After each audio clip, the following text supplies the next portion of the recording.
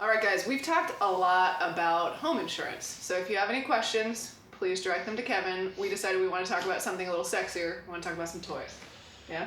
Cool. All right, so we're going to talk about car and boat insurance, right? Auto, that's a big deal. Very sexy. Now, that is very sexy. Yeah. So that can be your daily driver, or that could be collector cars, right? Sure. So why don't we start with the basics? Uh-huh. Should we bundle our car and our home insurance? Right. I know we said we didn't talk about homes, but you get what I'm getting at. I get it. Yeah. More times than not, yeah. Bundling up is going to be a good idea. It's going to help you on premium. Same coverage, better price. Why wouldn't I do that? I've come up with maybe 2 situations where actually splitting was the best idea, and I put it in front of the customer where, look, this is actually a better premium here. Just trying to do my diligence for them. But I do prefer even bundling in that situation if it's a little more as an agent, just because you're all with one company. It just makes it simpler for the consumer. But more times than not, I would say a high percentage, yeah, bundle up. So what do I need to know about car insurance, and how is it different from what we've already covered about home insurance? Right. The similarity would be the liability aspect of it. That's probably the top limit that you see.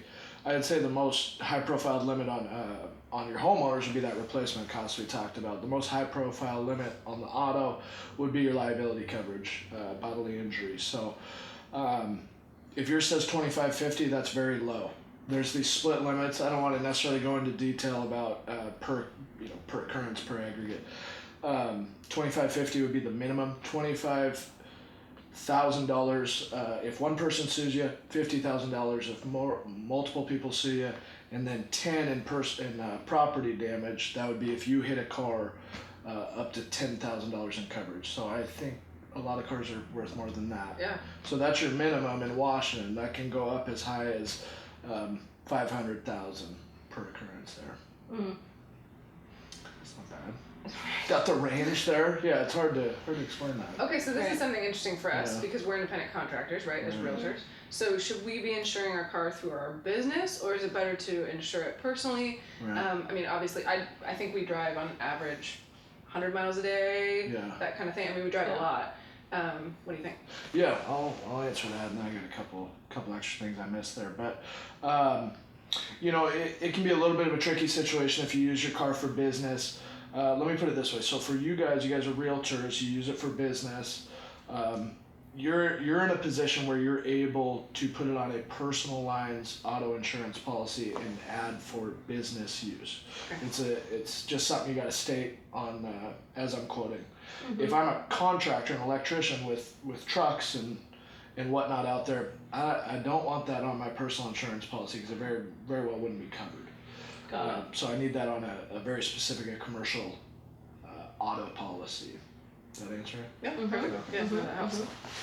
And so what types of things make the premium increase? For auto? Mm-hmm. Certainly incidents.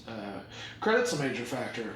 Credit can really take the premium up if it's a negative issue. We talked about if you're switching annually. I mean, people really shop their auto sometimes, and it's a poor choice. It's okay to do it every once in a while. It's even if you've been with 3 companies since you were 16 and you're 35, that's not bad. But if you've been with double digits, that's an issue, and they can see exactly what you do and that you shop and that you move, and it can affect your rate to the point where nobody gives you a good rate, even if your driving record's okay. Interesting. Okay, I think we've kind of covered cars, Well, I'll point out one thing. There's uninsured motorist coverage is a big deal. That's where hit and runs are, I think a third is the last I heard of the incidents that happen. Yeah. Not necessarily hit and runs, but people that don't have insurance and hit and runs. So if somebody hits me and I don't have, they don't have insurance, they have no way of covering me. There's a good chance if they don't have insurance, they don't necessarily have the money to cover me. Right. So I need the underinsured motorist on my policy to make sure that's covered. And that can be for people in your car, their medical bills, and that can also be for your car itself. Okay.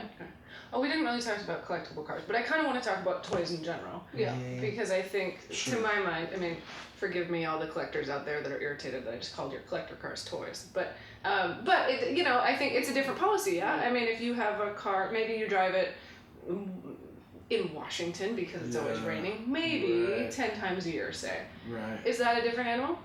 Yeah, because when you're talking about the coverage for the physical damage to your vehicle, if I rear end somebody, so I'm at fault, and I have a $500 deductible, they're gonna pay me what it costs for my car at that time. You know, it's not gonna be, you know, I totaled the thing. It's actual cash value, which is depreciated value, as opposed to what it costs to go buy a new one. So when you have collector cars, they're older, and the depreciated value may not look high on paper, but the actual value is pretty high. So you have an option to basically put some sort of agreed value or replacement cost on there.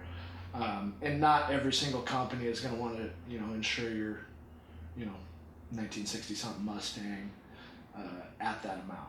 So there's collector car companies separate from maybe a standard insurance policy. Good to know.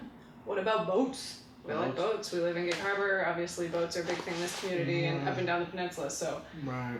what does that look like? How is that different? You know, because I'm thinking, not knowing a ton about insurance, like the car, boat, both have motors. One floats. I get that, but like, really, what's the difference? Yeah.